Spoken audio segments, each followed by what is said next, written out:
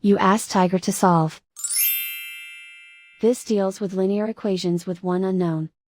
The final result is x equals 40. Let's solve it step by step. Group all constants on the right side of the equation. Add 30 to both sides. Simplify the arithmetic.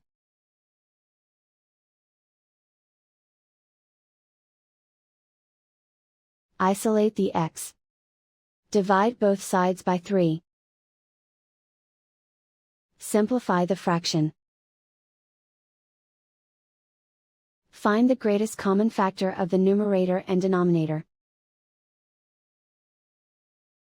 Factor out and cancel the greatest common factor. And so the final result is x equals 40.